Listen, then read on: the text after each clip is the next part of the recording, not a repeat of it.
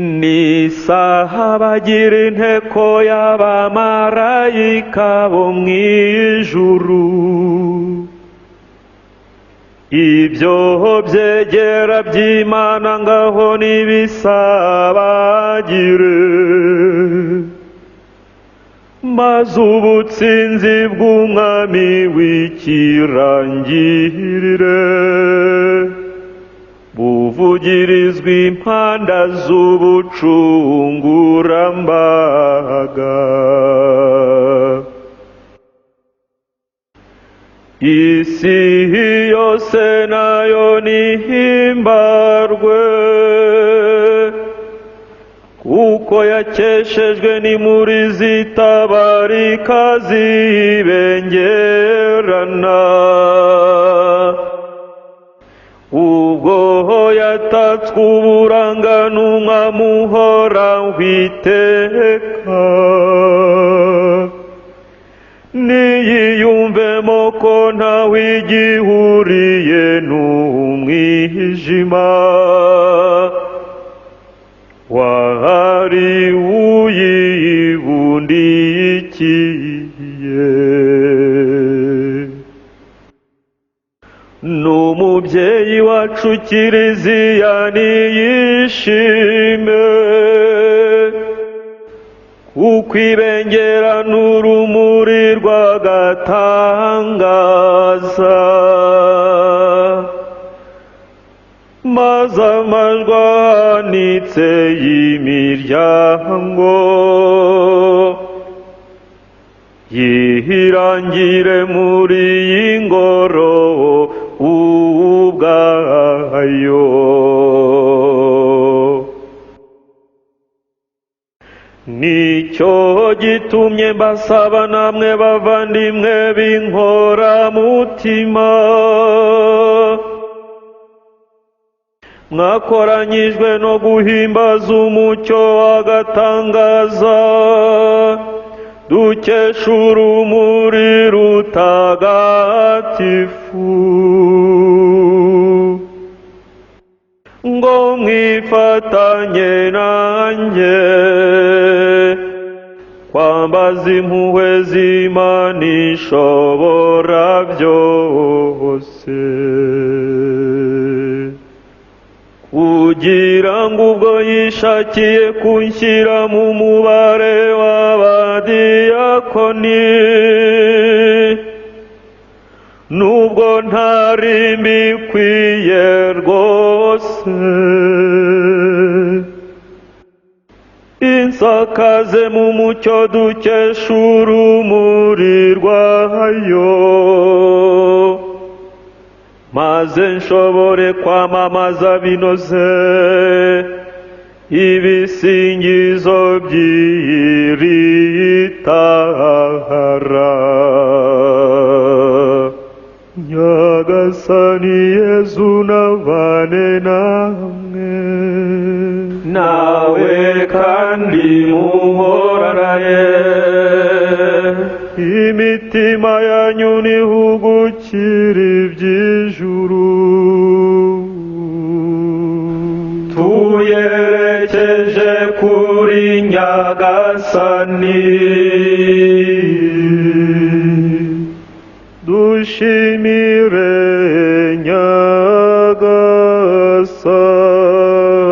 Nyagasani Imana yacu. Birakwiye kandi biratunganye, ni koko birakwiye kandi biratunganye, urukundo rw'umutima wacu wose, kimwe n'ubuyoboke bw'amajwi yacu, byamamaza Imana datitagaragara kandi ishobora byose,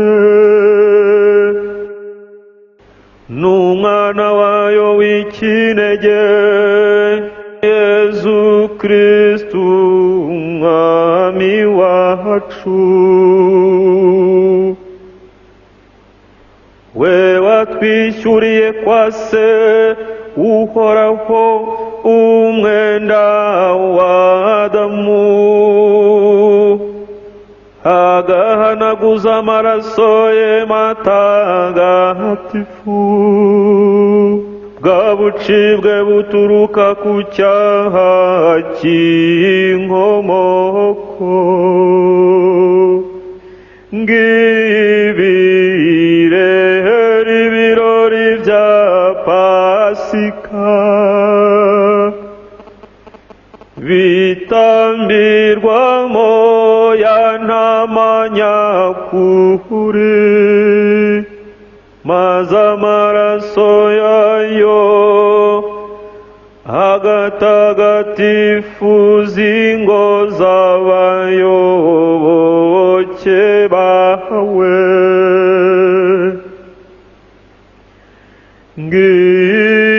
Ngiri rya joro wagobotsemo bwa mbere abakurambere bacu, abana ba Israheli, ukabavana mu Misiri, ukabambutsa inyanja y'umutuku, uhabashakiye inzira yumutse. Muri iri joro rero niho umwijima w'ibyaha watamuruwe n'icyezezi cy'inkingi y'urumuri. Iri joro ni iry'ubu ngubu rikomorera ingabire bemera Kristu ku isi hose,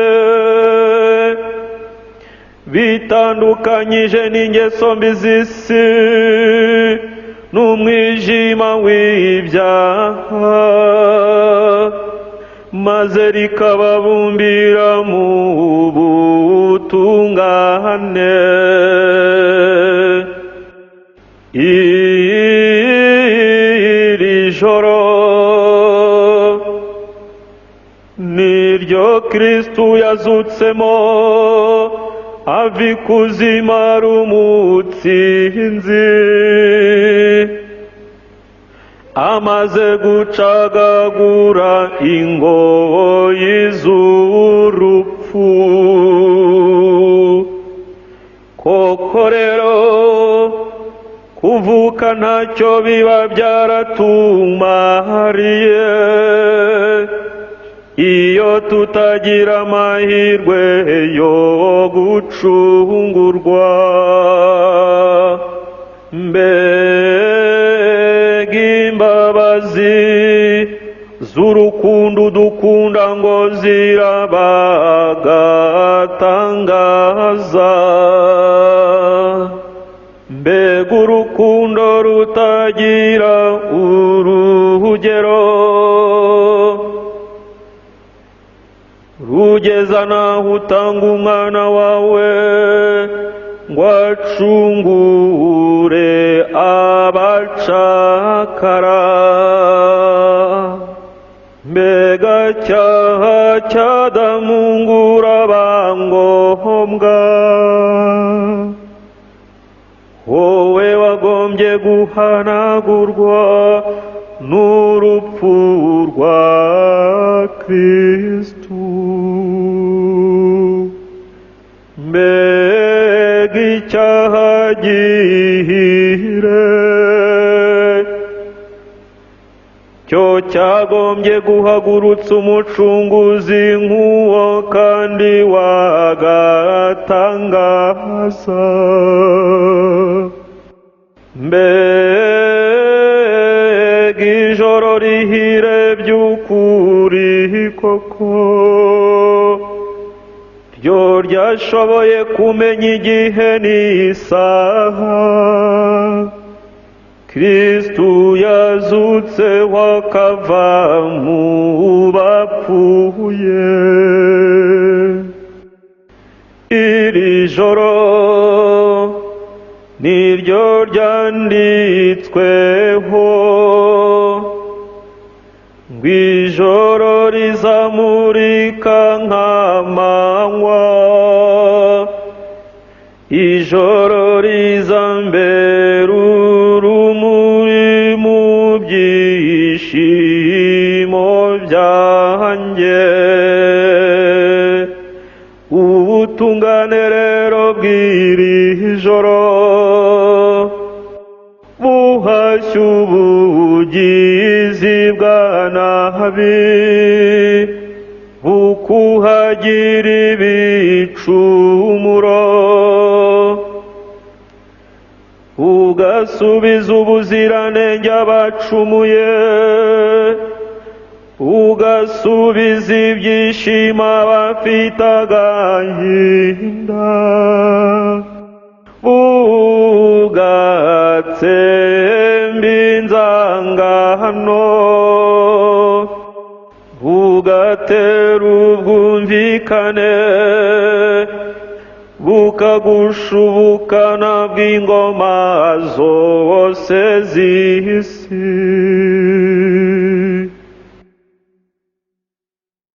Nuko rero dawe nyir'ubutagatifu, ugirira ubuntu tugukesha muri iri joro, maze wakirira ituro rigusingiza Kiliziya ntagatifu iguhereje kuri uyu mugoroba, ibigirishije abagaragu bawe, rikaba rishushanywa n'iri tara ryakozwe mu bishashara by'inzuki. Ndetse tuzi icyo iyi nkingi y'umuriro ivuga, niyo muriro waka ushashagira kubaha Imana. Nubwo urwo rumuri rushobora gukongezwaho na benshi, ntabwo rwigera rugabanurwa n'imuri barukongejeho. Koko ruhora rushyiditswe n'umushongi w'ibishashara, inzuki zagombye gutara kure, maze umunsi umwe bibyara umubumbe w'iri tara ry'agatangaza. Mbega iri joro ngo riraba rihire koko, muri ryo ibyo mu ijuru n'ibyo ku isi byahoberanye, abantu n'Imana bunga ubumwe. Turagusaba rero Nyagasani, ngo iri tara rya Pasika ryeguriwe kuba izina ryawe, ryeyura umwijima w'iri joro, kandi rigumya kwakirana ubudahwema. Uryakireho umubavu humura neza, maze urumuri rwaryo rwibumbire hamwe n'urw'inyenyeri zo mu ijuru. Inyenyeri yo mu rukerera icyangeri cyakirana. Ndavuga nanone ya nyenyeri yakirana iteka ntizime, ari we Yezu Kristu umwana wawe wazutse, akava ikuzimu akereye kumurikira imbaga ya muntu, we ubaho agategeka iteka ryose.